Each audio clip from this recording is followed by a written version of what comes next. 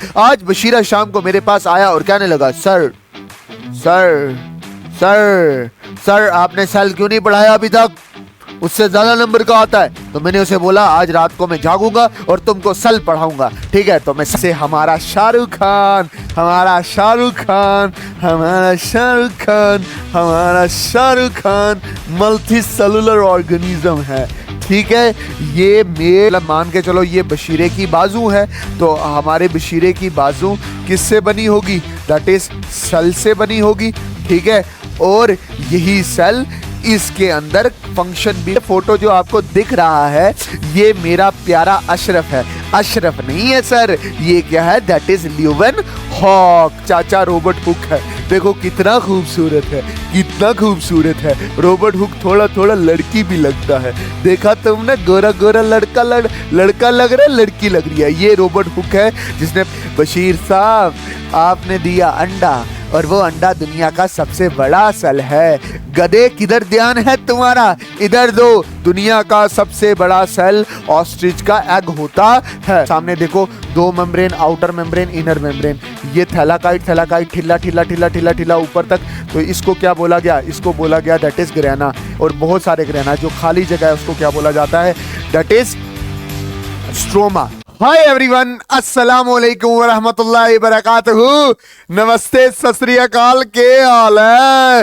रुखसाना, फरजाना, बशीर, नजीर, मुदस्सिर, मुबशिर, आसिया, रोहन, करण, रवि, प्रिया, पीयूष, मदीहा, नादिया, सरदीप सिंह, हरभजन सिंह, मेरे प्यारे बच्चे गुड्डू, क्या हाल, सब बढ़िया, सब बढ़िया। सर क्या कर रहे हो, सर बायो का पेपर तैयार कर रहे हैं, वो जो पुराने चैप्टर पढ़े थे वो भूल रहे हैं, कोई ट्रिक बताइए ताकि हमें वो याद रहे। तो मैं शुरू से आपको बोल रहा हूं कि थोड़ा पढ़ो, साफ पढ़ो, जो याद रहे। अच्छा, कुछ बच्चे मेरे से ये पूछते हैं, सर क्या हम उस साइकिल वाले कर्व साइकिल में से कुछ पॉइंट छोड़ सकते हैं? हाँ छोड़ सकते हैं। बात समझ आई कि नहीं आई? जैसे 10 स्टेप हैं ग्लाइकोलिसिस के, उसके 2-3 आप छोड़ सकते हो। उतना याद रखो जितना आपके दिमाग में बैठे। ओके सर, वेरी गुड, आगे से हम ऐसा ही करेंगे। Okay sir, done. अच्छा सर, आज क्या लाए हो? आज लाया हूं मैं, that is cell the structural and functional unit of life.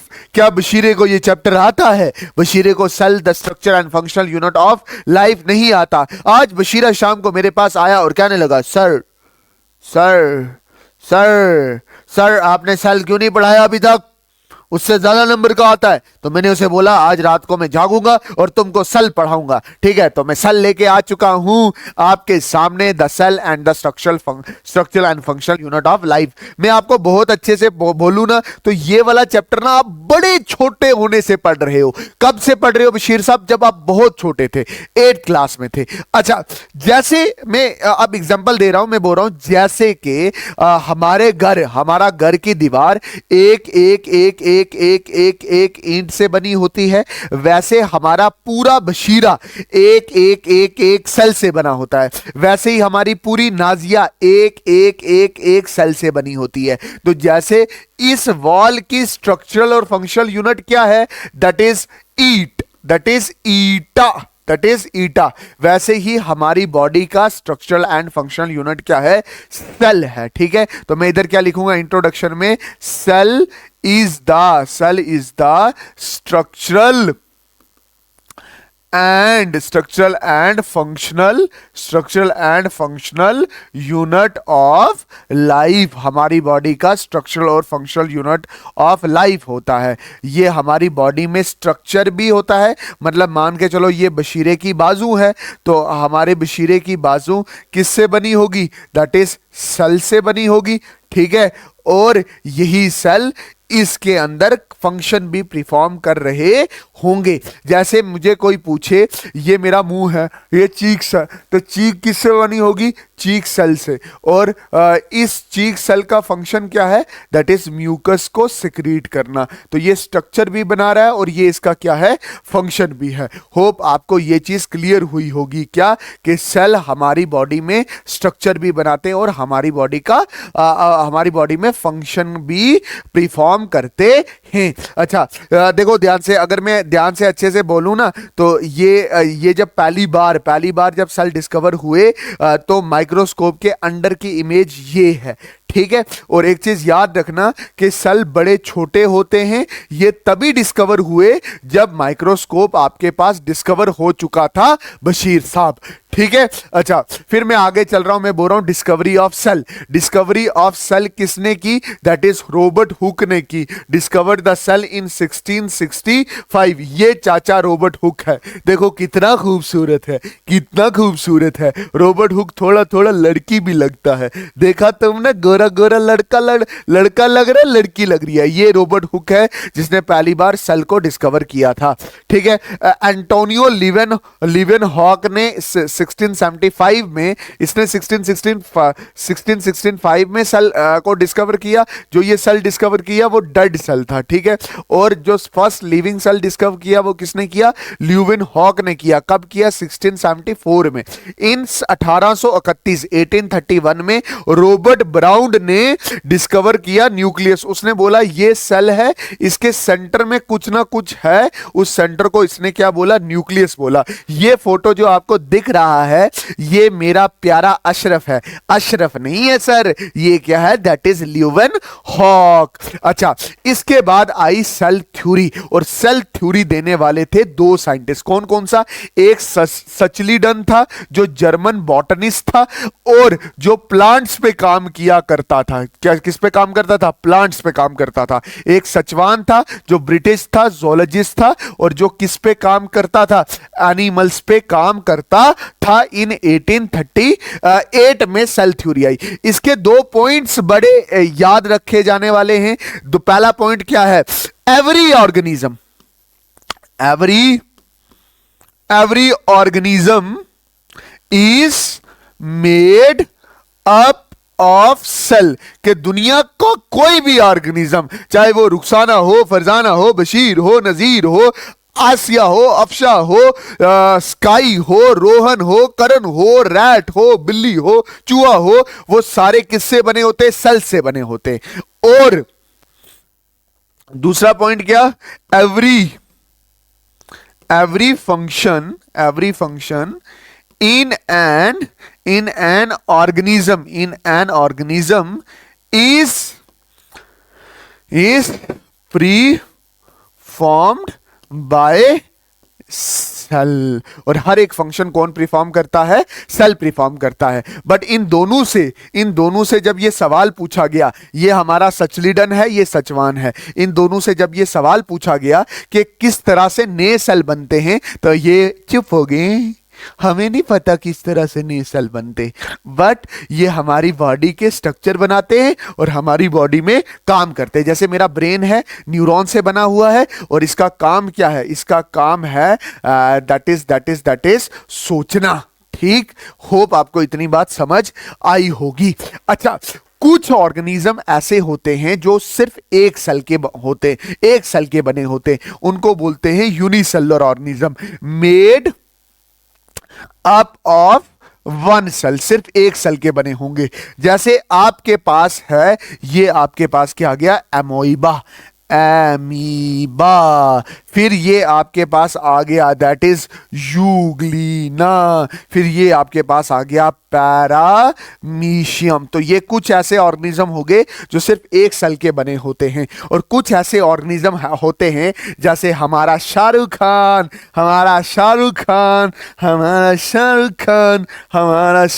Khan multi cellular organism है। ठीक है, ये मेड अप ऑफ ये जो शाहरुख खान है ये है made up of many cell. ये बहुत सारे सेल्स का बना होता है। अब मेरी बात ध्यान से समझना, मल्टी सेलुलर ऑर्गेनिज्म में क्या होता है आराम से अच्छे से समझना, कोई भी जल्दी वाली बात नहीं है।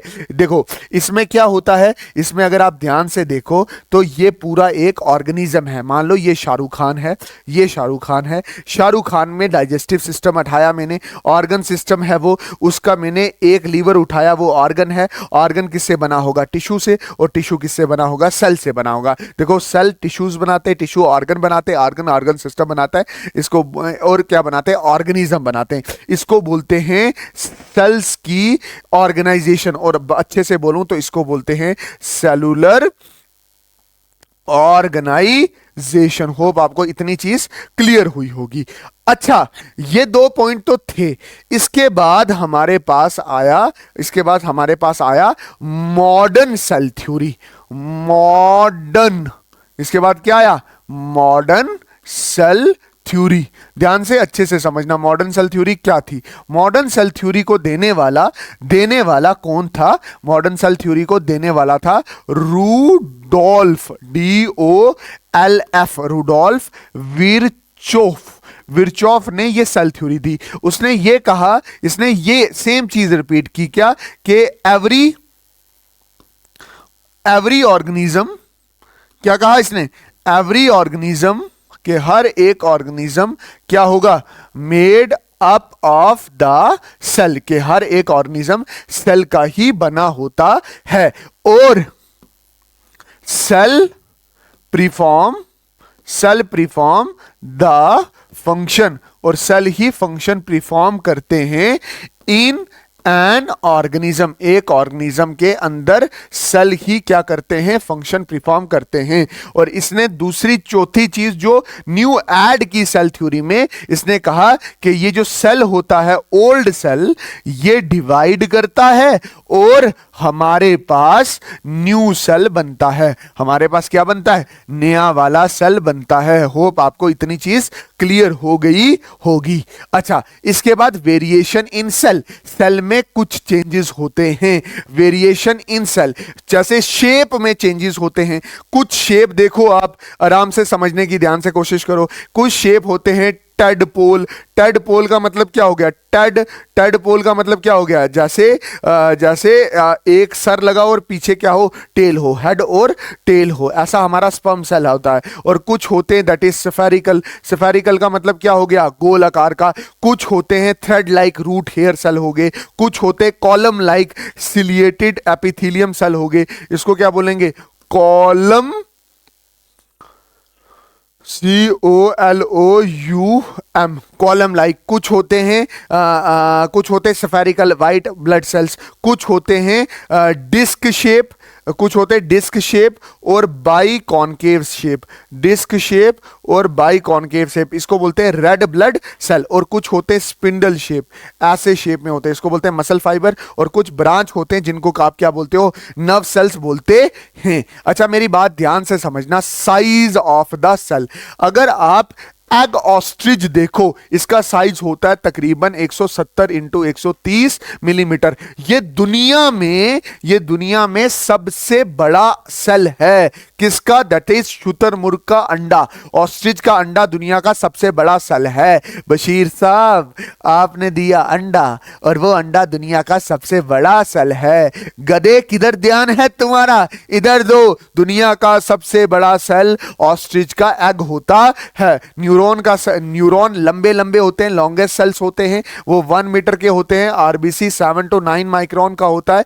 पीपीएलओ, प्लूरो न्यूमोना लाइक ऑर्गेनिज्म, जिसको आप माइकोप्लाज्मा कहते हो, वो तकरीबन 0.1 से 0.5 माइक्रोन का साइज रखता है। अब मैं आपको सेल का एक ओवरव्यू देता हूं। सेल ओवरव्यू देता हूं मतलब मैं आपको यह बताता हूं कि सेल किस किस चीज से बना होता है। मैं अगर अच्छे से बोलूं कि सेल में जो सबसे पहली कवरिंग आती है, सेल में जो सबसे पहली कवरिंग आएगी, मैं ओवरव्यू दे रहा हूं ना, एक ओवरव्यू दे रहा हूं, मतलब आपको समझ आए कि हमने सेल के अंदर पढ़ना क्या क्या।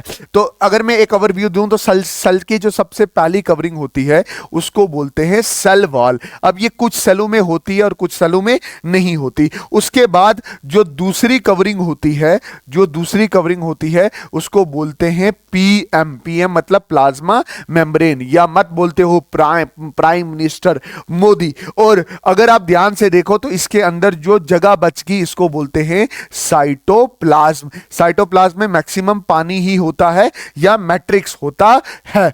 होप आपको इतनी चीज समझ आई होगी। फिर यहां अंदर आराम से सुनना पहले, फिर यहां अंदर आपको जेनेटिक मटेरियल मिलेगा इस तरह से, ठीक। इसको कवरिंग करेगा न्यूक्लियर मेम्ब्रेन, मतलब ये आपके पास आ गया डीएनए और ये आपको आ गया क्या, न्यूक्लियर मेम्ब्रेन। बहुत अच्छे से मैं बताऊंगा, ठीक है। और ये दोनों हिस्सा किसके हैं, दैट इज न्यूक्लियस के हिस्से हैं। अच्छा, इसी मेम्ब्रेन से एक चीज बाहर निकलती है, इसको बोलते हैं ईआर, एंडोप्लाज्मिक रेटिकुलम। अगर इसमें राइबोसोम हो तो इसको बोलते हैं रफ ईआर, अगर ना हो तो इसको बोलते हैं smooth endoplasmic reticulum, rough endoplasmic reticulum. आगे चल के अच्छे से डिटेलिंग करेंगे। फिर आता है वैक्यूल, फिर क्या आता है, वैक्यूल। फिर आता है दैट इज राइबोसोम। राइबोसोम दो तरह के होते हैं, अभी जो मैंने बनाया है वो एटीएस टाइप का राइबोसोम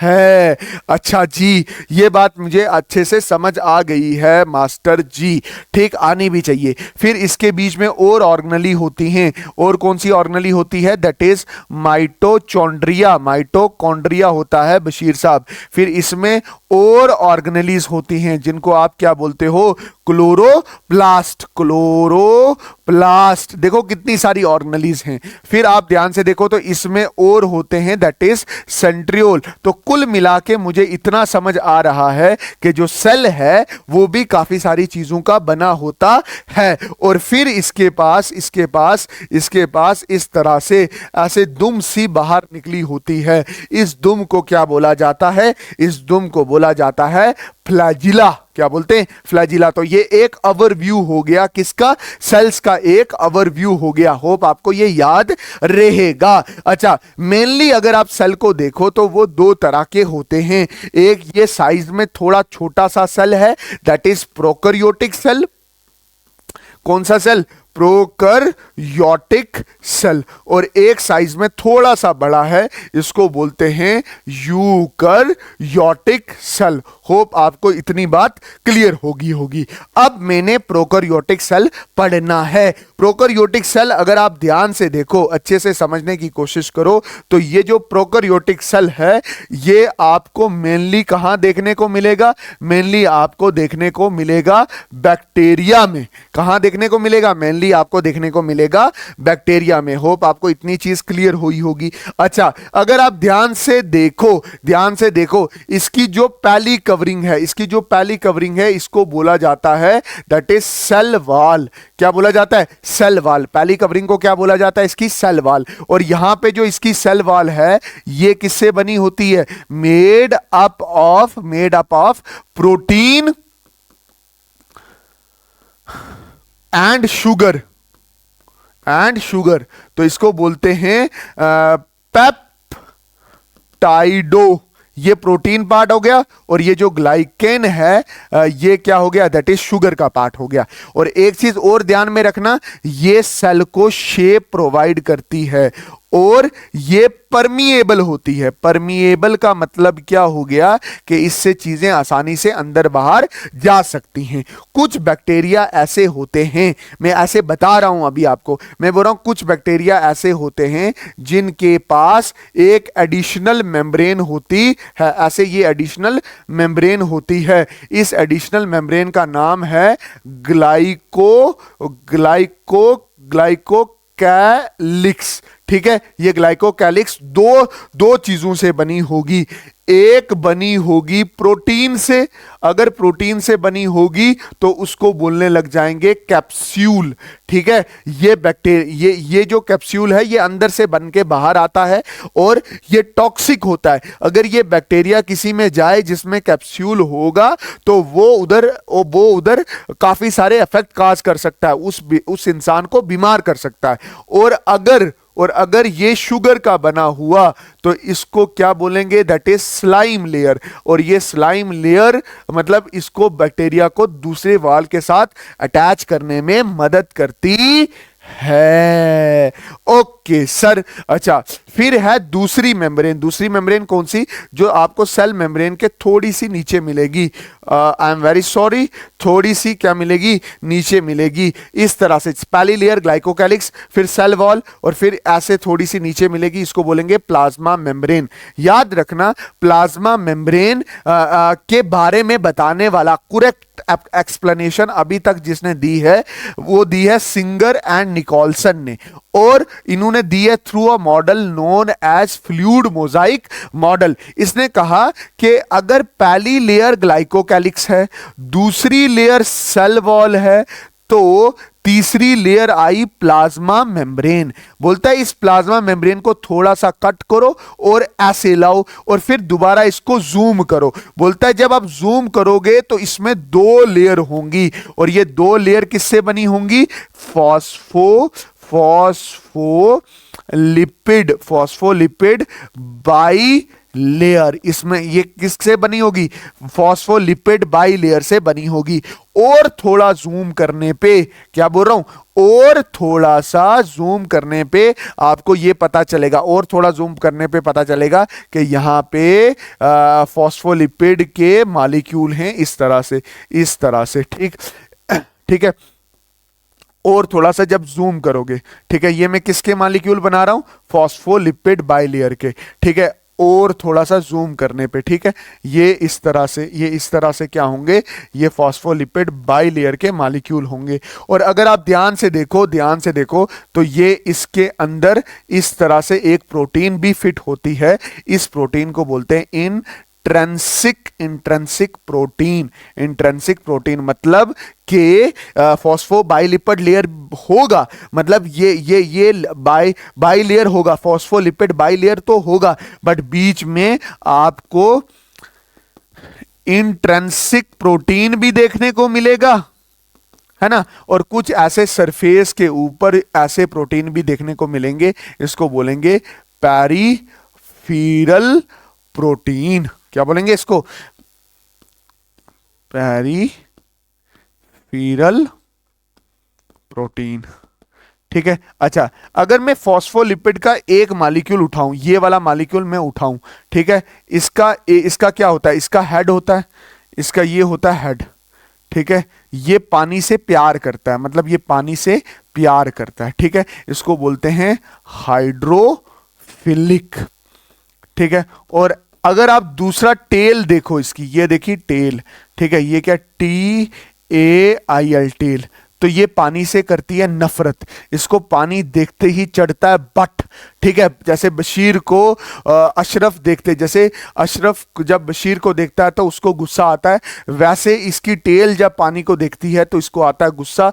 तो ये है हाइड्रोफोबिक एंड। ठीक है, हाइड्रोफोबिक मतलब डरना, हाइड्रोफिलिक मतलब उससे प्यार करना। ये हमारे पास फ्लूइड मोजाइक मॉडल रहा प्लाज्मा मेम्ब्रेन का। देने वाला कौन था? Singer and Nicolson. ये हमारा चाचा सिंगर और ये हमारा चाचा निकोलसन। देखो कितने प्यारे प्यारे नौजवान हैं। ठीक है, इसके बाद है न्यूक्लियोइड। न्यूक्लियोइड क्या होता है? अगर आप ध्यान से देखो तो ये प्लाज्मा मेम्ब्रेन है, ये सिलिया लगा हुआ है, ये फ्लैजिला लगा है। ठीक है, तो यहां पे इसके साइटोप्लाज्म में क्या होगा? Single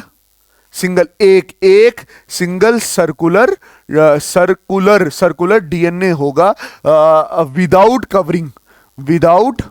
without the nuclear membrane. यहां पे कोई भी न्यूक्लियर मेम्ब्रेन नहीं होगी, और ये बैक्टीरिया के करैक्टर को कंट्रोल करेगा। कौन? That is nuclide. ये समझ आ गया। अच्छा, फिर इसके बाद है राइबोसोम। राइबोसोम थोड़ा सा डोम शेप होता है, और इसको डिस्कवर करने वाला पैलेडे था, इसलिए इसको पैलेडे पार्टिकल भी बोलते हैं। अच्छा, प्रोकैरियोट में ये 70S टाइप होता है, और इसका काम क्या होता है कि प्रोटीन बनाना, प्रोटीन सिंथेसिस करना। क्या करना? प्रोटीन सिंथेसिस करना। होप आपको इतनी चीज क्या हुई होगी? क्लियर होगी। और ये 70S दो चीजों से बना होता है। किस किस से? एक 50S से और 30s से। आप देखो 70s दो चीजों से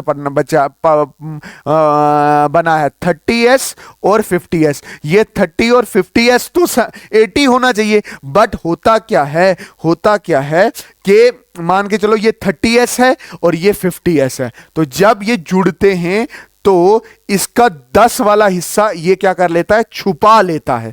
तो ये वॉल्यूम है जो वो क्या कर लेगा, अपने अंदर छुपा लेगा। इसकी जो 10 की वॉल्यूम है ये अंदर छुपा लेगा, और नेट में कितना होगा, 70s। होप आपको ये चीज समझ आई होगी। साइटोप्लाज्म क्या है, ध्यान से समझना। एक होता है साइटोप्लाज्म। साइटोप्लाज्म क्या होता है कि वो जिलाटेनियस फ्लूइड फिल्स द सेल, जो सेल को बढ़ता है। इसमें तकरीबन पानी ही आता है, और यहां पे सारी ऑर्गेनेलीज क्या करती हैं, फ्लोट करती हैं, और सारी सेल की रिएक्शन इसी साइटोप्लाज्म में होती है। इस तरह से फ्लूइड भरा होता है सेल के अंदर, प्लाज्मा मेम्ब्रेन के अंदर। इसको बोलते हैं साइटोप्लाज्म। अच्छा, एक टर्म होती है प्रोटोप्लाज्म। प्रोटोप्लाज्म क्या हो गया, इसको देने वाला पुरकिंजी था, और ये टर्म दी 1839 में। और ये टर्म क्या बोलती है, प्रोटोप्लाज्म होता क्या है, all living material inside the cell. जितना भी लिविंग मटेरियल है सेल के अंदर, मतलब सारी की सारी ऑर्गेनेलीज कौन सी होगी, दैट इज न्यूक्लियस होगा, क्लोरोप्लास्ट हो गया, राइबोसोम हो गया, वैक्यूल हो गया, सेंट्राइल हो गया। तो एक्चुअली इसमें तो इतनी ऑर्गेनेलीज है ही नहीं है। मतलब अगर आप प्रोकैरियोटिक सेल की बात करो तो इतनी ऑर्गेनेलीज है ही नहीं है, सिर्फ राइबोसोम है, वो भी 17S है। बट मैं बोल रहा हूं जितनी भी जिंदा चीजें सेल के अंदर होती हैं उसको प्रोटोप्लाज्म बोलते हैं। इसमें ऑर्गेनेलीज और साइटोप्लाज्म को रखा जाता है। अच्छा, इसके बाद है फ्लैजिला। ये थ्रेड लाइक स्ट्रक्चर होता है, और ये made up of flagellin protein. ये फ्लैजिलिन प्रोटीन से बना होता है, और इसका फंक्शन क्या होता है, अगर मैं अच्छे से लिखूं, इसका फंक्शन होता है दैट इज लोकोमोशन। ये किसका मतलब, इसका फंक्शन क्या है, दैट इज लोकोमोशन। ये बैक्टीरिया को चलने में मदद करता है। अच्छा, मेरी बात एक चीज और ध्यान में रखना, समझना जो मैं कहना चाहता हूं। मैं बोल रहा हूं कि ये जो अंदर वाली वॉल है ना, इसको प्लाज्मा मेम्ब्रेन बोलते हैं। ये जो अंदर वाली बॉल है ना, इसको बोलते हैं प्लाज्मा मेम्ब्रेन। ठीक है, ये प्लाज्मा मेम्ब्रेन अगर ऐसे बाहर निकले ना, इसको बोलते हैं पिलाई। इसको क्या बोलते हैं, पिलाई। और अगर ये अंदर ऐसे फोल्ड हो ना, ऐसे अंडर पे फोल्ड हो, तो इसको बोलते हैं मीजोजोम। ये जो मीजोजोम होता है, इसका फंक्शन पता है क्या होता है, इसका फंक्शन होता है सेल डिवीजन, सेल को तोड़ने में मदद करता है, कोई बकवास चीज हो उसको बाहर निकालने में मदद करता है, और रिस्पायरेशन में मदद करता है। ठीक, और जो ये पिलाई होता है, ये क्या करता है, अटैचमेंट में मदद करता है। अटैचमेंट, जब सेल दूसरी चीज के साथ क्या करता है, अटैच होता है। अब है difference between prokaryotic and eukaryotic cell. Difference between prokaryotic and eukaryotic cell, ये छोटा होता है, ये स्मॉल होता है। ये अगर आप ध्यान से देखो तो ये कैसा होता है, लार्ज होता है। ठीक है, इसका साइज छोटा होता है। नो सेल ऑर्गेनेली, कोई सेल ऑर्गेनेली नहीं होती। ठीक है, इसमें सेल ऑर्गेनेलीज होती हैं। सेल ऑर्गेनेलीज इसमें क्या होंगी, प्रेजेंट होंगी। यहां पे होती है ना, भूल गया, एक्सेप्ट राइबोसोम। यहां पे राइबोसोम होता है। अच्छा, इसमें जो राइबोसोम होता है, वो 70S होता है, और इसमें जो राइबोसोम होता है वो 80S होता है। ठीक, बात समझ आई कि नहीं आई? अच्छा, ये बेसिक डिफरेंस थे प्रोकैरियोटिक और यूकैरियोटिक पे। अच्छा, इसमें जो न्यूक्लियस होता है, इसमें जो न्यूक्लियस होता है वो एब्सेंट होता है, और इसमें जो न्यूक्लियस होता है वो क्या होता है? प्रेजेंट होता है। ठीक है, और एक चीज याद रख लेना, ये सेल इवॉल्व हुआ तो ये वाला सेल बना। बात समझ आई कि नहीं आई? देखो ध्यान से, इस सेल पे जाओ, इसका मतलब होता है प्रो मतलब पहले प्रिमिटिव, कैरियोटिक मतलब न्यूक्लियस, कैरियोटिक मतलब न्यूक्लियस, पुराना न्यूक्लियस है जो जिसमें न्यूक्लियस ही एब्सेंट है। इसमें न्यूक्लियस क्यों एब्सेंट है? मतलब इसका जो डीएनए मटेरियल है उसके इर्द गिर्द न्यूक्लियर मेम्ब्रेन नहीं है। न्यूक्लियर मेम्ब्रेन इस केस में क्या होती है? दैट इज एब्सेंट होती है। बट अगर आप इस केस में देखो तो इस केस में न्यूक्लियर मेम्ब्रेन प्रेजेंट होती है, और अगर न्यूक्लियर मेम्ब्रेन हो तो डीएनए विद न्यूक्लियर मेम्ब्रेन को हम न्यूक्लियस कहने लग जाते हैं। कुछ चीजों का ध्यान रखना, किन चीजों का ध्यान रखना उसको अच्छे से समझना। किन चीजों का ध्यान रखना है? इन चीजों का ध्यान रखना है कि इसमें सेल ऑर्गेनेलिज होती हैं। कौन कौन सी होती है? जैसे इसमें न्यूक्लियस होता है, ठीक है, इसमें एंडोप्लाज्मिक रेटिकुलम होता है, क्लोरोप्लास्ट होता है, माइटोकॉन्ड्रिया होता है, वैक्यूल होता है, सेंट्रियोल होता है, ठीक है, एंडोप्लाज्मिक रेटिकुलम होता है, गोल्गी कॉम्प्लेक्स होता है। बट ऐसी सारी ऑर्गेनेली उधर नहीं होती, इसलिए उसके सेल के अंदर होती ही थोड़ी सी जगह है। ये आपके सामने एक यूकैरियोटिक सेल है और ये बेचारा मासूम सा प्रोकैरियोटिक सेल है। होप बशीर साहब आपको समझ आई होगी। अच्छा, ध्यान से समझना, यूकैरियोटिक सेल, इसमें सबसे पहले आता है यू मतलब इसमें ट्रू न्यूक्लियस होता है। ठीक है, इसमें क्या होता है? पहली बात ट्रू न्यूक्लियस होता है, उसके बाद इसके पास न्यूक्लियर मेम्ब्रेन क्या होती है? प्रेजेंट होती है। न्यूक्लियर मेम्ब्रेन क्या होती है? प्रेजेंट होती है। उसके बाद क्या होता है बशीर साहब? उसके बाद ये होती है ऑल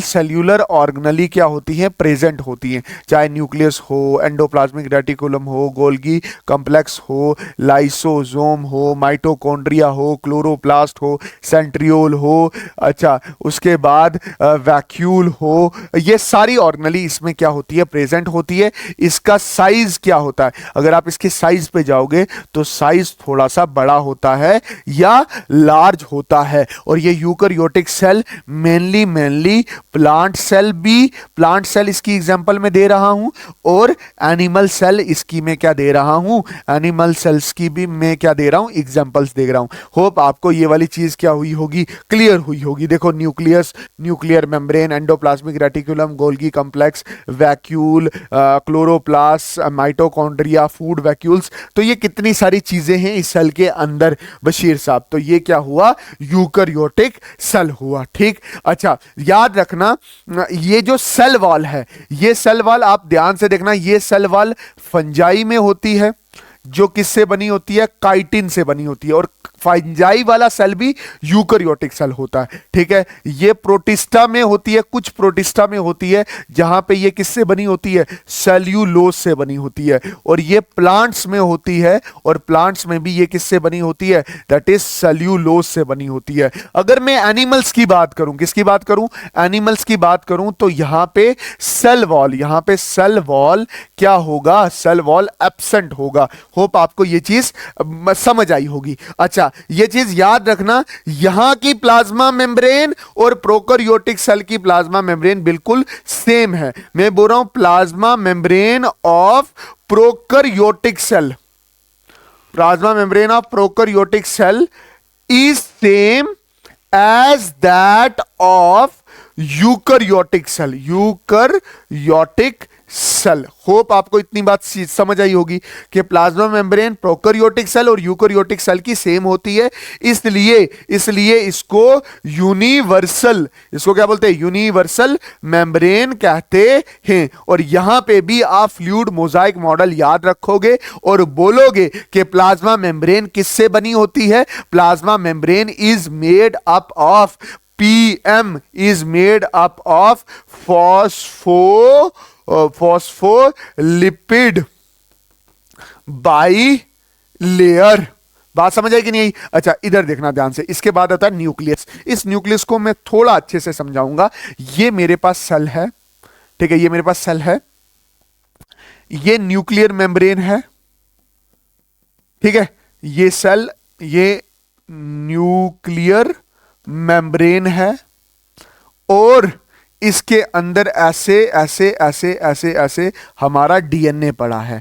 डीएनए, बायोमॉलिक्यूल में डीएनए बता चुका हूं, इसको क्या बोलते हैं? डीऑक्सी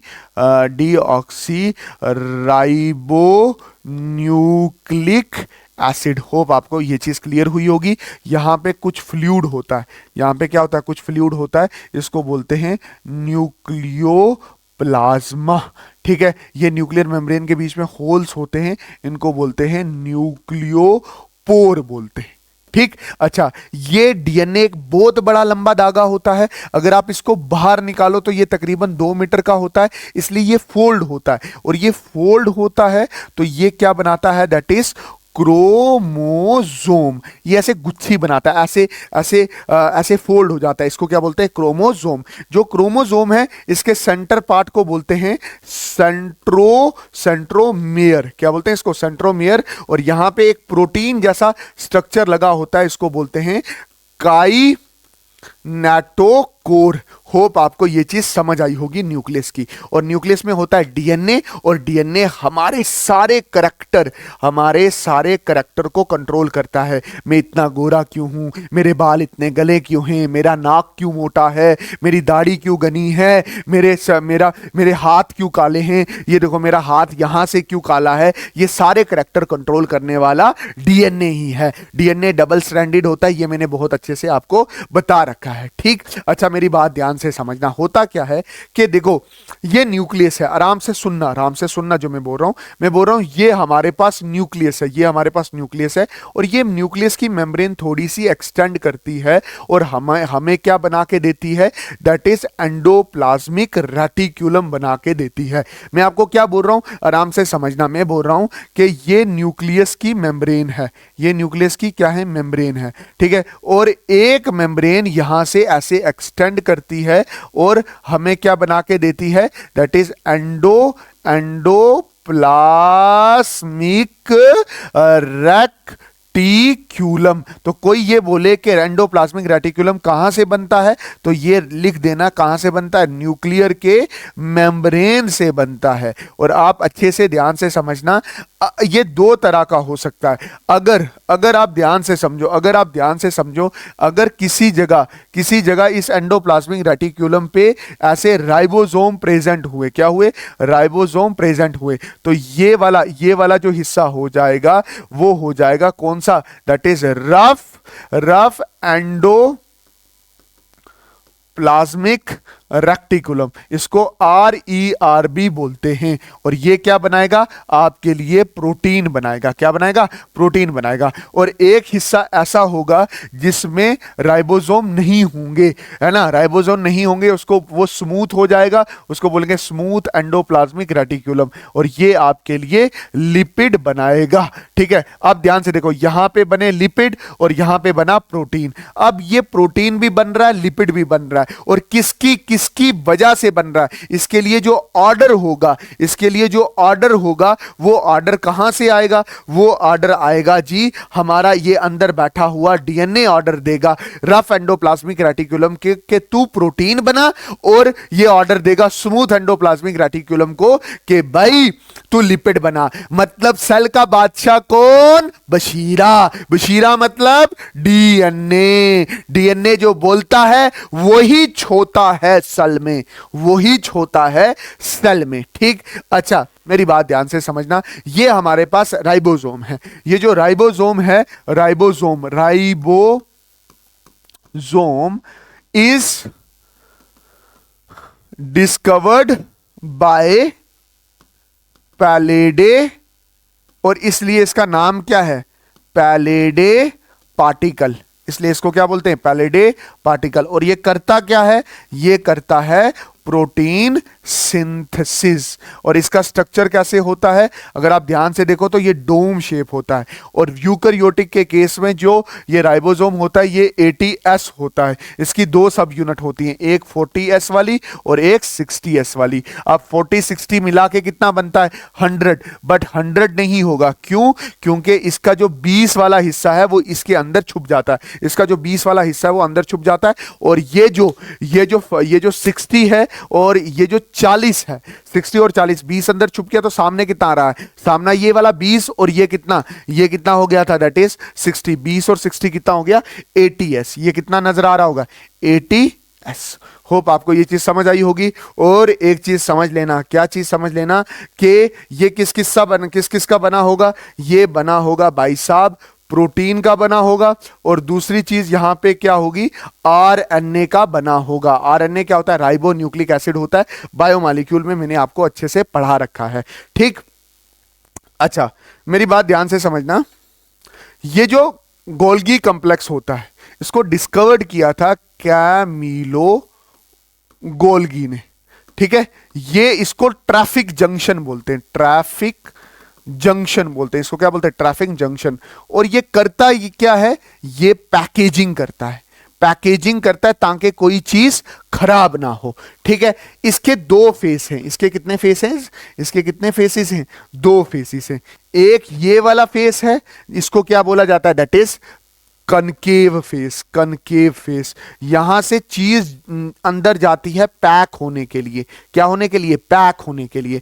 और ये वाला जो फेस है इसको बोलते हैं कन्वेक्स फेस। और यहां से चीज पैक होके, जैसे ये चीज पैक होके बाहर निकलती है। तो हर एक चीज जो रफ एंडोप्लाज्मिक रेटिकुलम, स्मूथ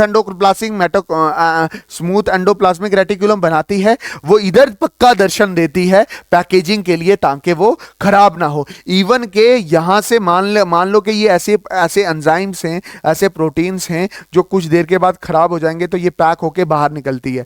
तो इवन के जो लाइसोसोम होता है वो भी यहीं से निकलता है। क्यों? क्योंकि लाइसोसोम के अंदर होते हैं प्रोटीन्स। प्रोटीन कौन से, एंजाइम वाले प्रोटीन्स इधर से इंटर करते हैं और पैक होके क्या बनाते हैं, लाइसोसोम बनाते हैं। मैं क्या बोल रहा हूं, मैं बोल रहा हूं प्रोटीन यहां से इंटर करेगा, पैक होके बाहर निकलेगा।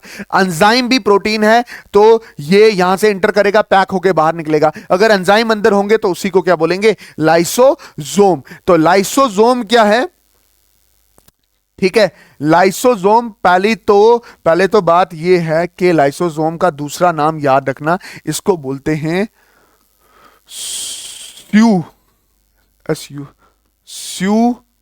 सुसाइडल बैग्स बोलते हैं इसको, क्या बोलते हैं, सुसाइडल बैग्स बोलते हैं। It contain hydrolytic enzyme. ठीक है, ये क्या कंटेन करती है, हाइड्रोलाइटिक एंजाइम कंटेन करती है। ठीक है, और ये पैक होके कहां से निकलती है, ये पैक होती है गोल्गी कॉम्प्लेक्स से। ये हमारा गोल्गी कॉम्प्लेक्स है, यहां पे हाइड्रोलाइटिक एंजाइम है, यहां से एंटर करते हैं, मेम्ब्रेन बनती है और आपके सामने क्या निकल के बाहर आता है, दैट इज लाइसोसोम। इसके अंदर एंजाइम्स होते हैं और ये क्या करता है, कोई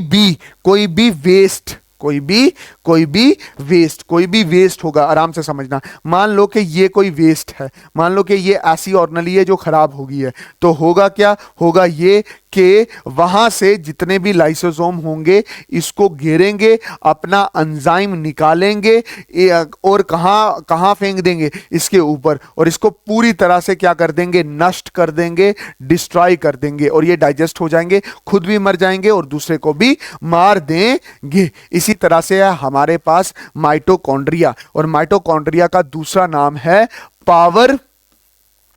power house of the cell. इसको power house of the cell बोलते हैं। ठीक है, ये होता क्या है, ये डबल मेम्ब्रेन होती है, आउटर मेम्ब्रेन, और ये इसके बाद क्या होती है, इनर मेम्ब्रेन। ठीक है, इसके बाद क्या होती है,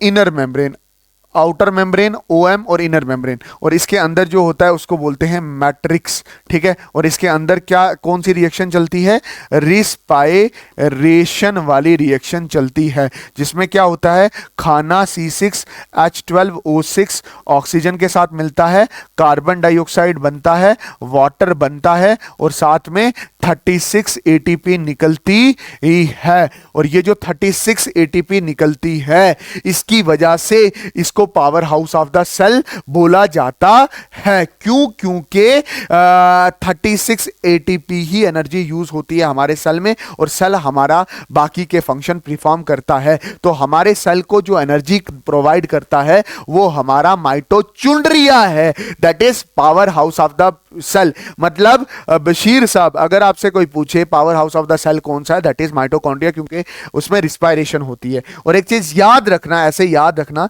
ऐसे मैं अभी बता रहा हूं, उसको याद रखना कि इसके पास अपना राइबोसोम होता है 70S, और इसके पास अपना DNA भी होता है। और ये सेमी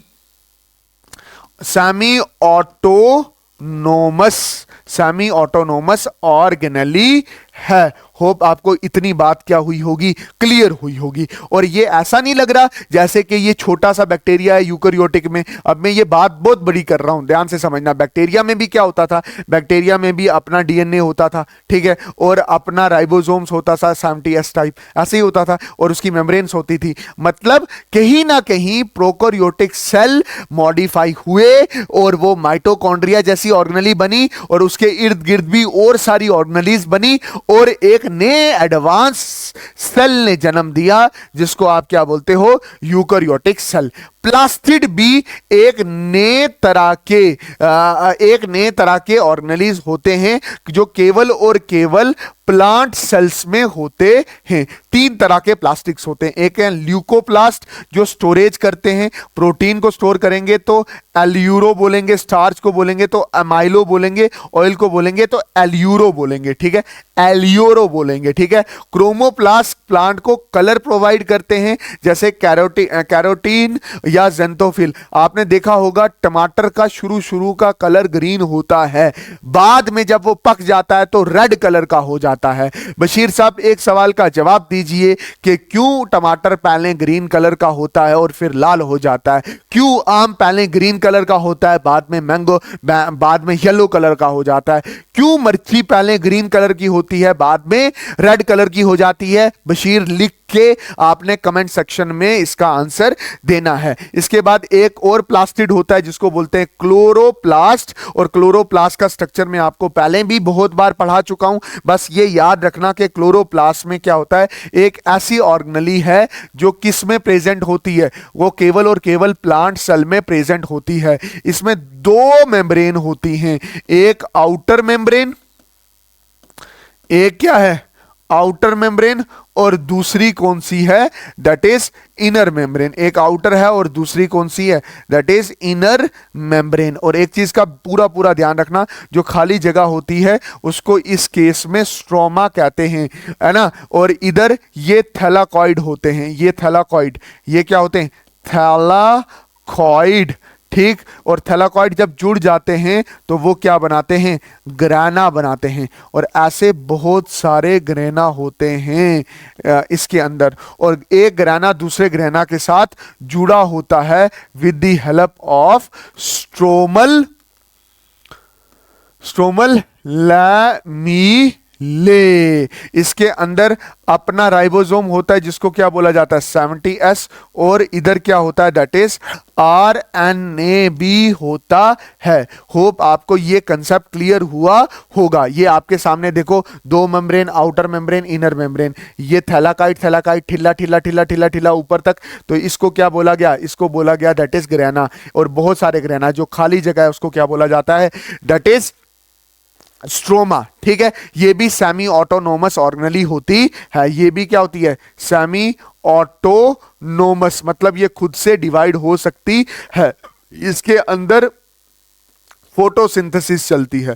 फोटोसिंथेसिस चलती है तो मतलब ये ऐसी ऑर्गेनेली है जो कार्बन डाइऑक्साइड वाटर लेके सूरज की रोशनी लेके, एच म्यू का मतलब होता है सूरज की रोशनी, और यहाँ पे क्लोरोफिल का इस्तेमाल करके किस में कन्वर्ट कर देता है, C6H12O6, और ऑक्सीजन रिलीज कर देता है। तो मतलब ये हमारे लिए खाना बनाता है। इसलिए अगर कोई पूछे कि किचन ऑफ सेल क्या है, किचन ऑफ सेल है हमारे पास क्या है, दैट इज CHLORO, क्लोरोप्लास्ट। और अगर आपको कोई गलत फहमी है कि यहां पे प्लास्टिड लिखा हुआ है, तो प्लास्टिड मैंने पीछे बहुत अच्छे से समझाया है, 3 तरह के प्लास्टिड्स होते हैं, ठीक। अच्छा, उसके बाद है वैक्यूल्स। वैक्यूल क्या होते हैं, वैक्यूल दीज ऑर्गेनली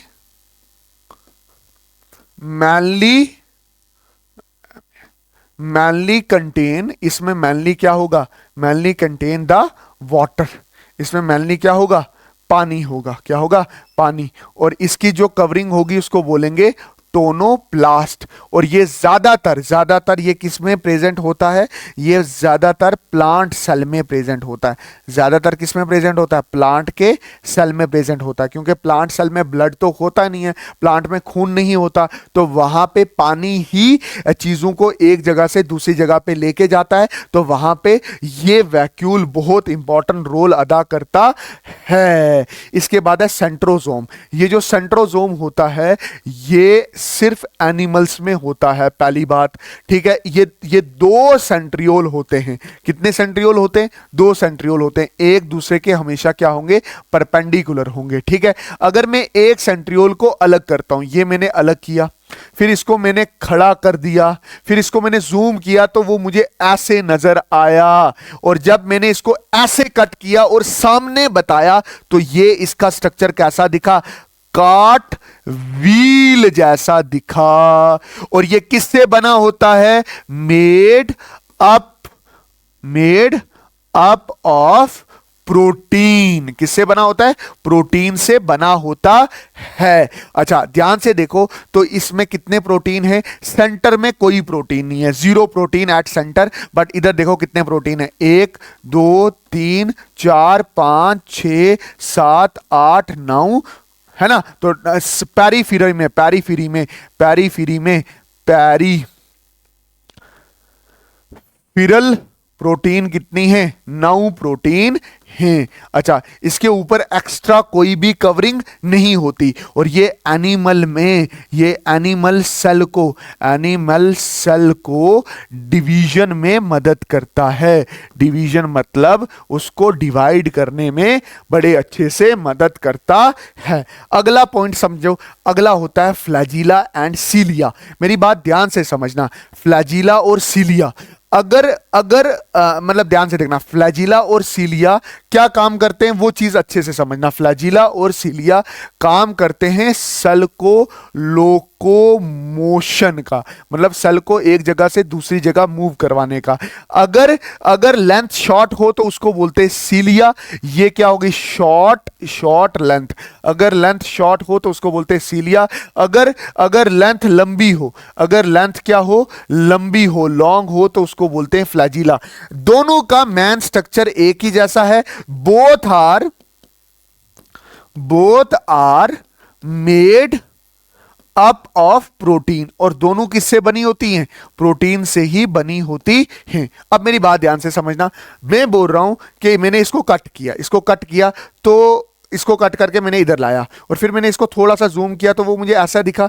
जब ऐसा दिखा और उसको मैंने टेढ़ा करके दिखा तो मुझे कैसा स्ट्रक्चर नजर आया, काट व्हील शेप स्ट्रक्चर मुझे नजर आया, ठीक है। जैसे चक्का होता है वैसे नजर आया। इसके सेंटर में मुझे 2 प्रोटीन की रिंग मिली, SENTER, सेंटर में 2 प्रोटीन मिली। और पेरिफेरल में 1 2 3 4 5 6 7 8 9, मतलब इसके साइड में मुझे कौन सी प्रोटीन मिली, इसके पेरिफेरल में मुझे 9 प्रोटीन मिली। तो इसकी अरेंजमेंट 9 + 2 हुई। और एक और खास बात, जो इसको सेंट्रियोल से अलग करती है, क्या कि उसके इर्द गिर्द कोई कवरिंग नहीं होती, बट इसके इर्द गिर्द ये सेल से बाहर निकल आता है, तो ये प्लाज्मा मेम्ब्रेन को भी साथ में बाहर निकालता है। तो इसकी ये किससे कवर होता है? दैट इज प्लाज्मा मेम्ब्रेन से। ये प्लाज्मा मेम्ब्रेन से कवर होगा। होप आपको इतनी चीज समझ आई होगी, ठीक है। और फंक्शन इसका क्या है? लोकोमोशन करवाने का। ये जो मैंने बनाया ग्रीन कलर का, ये प्लाज्मा मेम्ब्रेन है, ये प्लाज्मा मेम्ब्रेन है, ये प्लाज्मा मेम्ब्रेन है, प्लाज्मा मेम्ब्रेन, मतलब ये प्लाज्मा मेम्ब्रेन को साथ लेके बाहर आता है। अच्छा, फिर मेरे पास है difference between plant cell and animal cell. Plant cell और एनिमल सेल के बीच में मुझे डिफरेंस बताओ। देखो, थोड़ा सा याद रखना कि जो प्लांट सेल होता है वो बड़ा होता है, लार्ज होता है। जो एनिमल सेल होता है वो थोड़ा सा क्या होता है? छोटा होता है, ठीक है।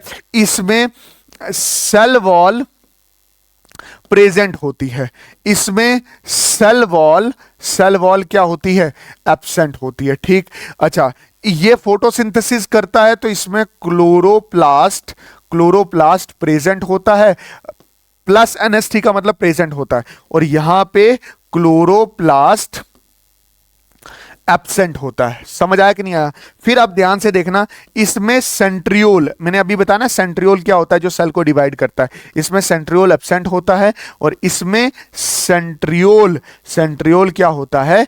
प्रेजेंट होता है, ठीक। अच्छा, मेरी बात ध्यान से समझना। इसका न्यूक्लियस देखो, अगर आप इसका न्यूक्लियस देखो तो इसका न्यूक्लियस साइड में है, इसका न्यूक्लियस देखो तो इसका न्यूक्लियस सेंटर में है। तो मैं अच्छे से लिखूं तो इसका न्यूक्लियस क्या है? सेंटर में है, और इसका न्यूक्लियस जो है, इसका जो न्यूक्लियस है वो साइड में है। होप आपको इतनी बात क्लियर होगी। This is the difference between plant and animal cell. और एक चीज और याद रखना, इसमें जो वैक्यूल होता है वो थोड़ा बड़ा होता है या लार्ज होता है? इसमें जो वैक्यूल होता है वो स्मॉल होता है या एब्सेंट होता है? लास्ट टॉपिक है, आराम से समझना। मैं क्या बोल रहा हूं, हमें अभी क्या पढ़ना है? क्रोमोसोम पढ़ना है। क्रोमोसोम क्या होता है? क्योंकि आगे हम जो सेल साइकिल लाएंगे उसमें क्रोमोसोम की बड़ी इंपॉर्टेंट है। देखो, ये जो क्रोमोसोम होता है ये क्या होता है?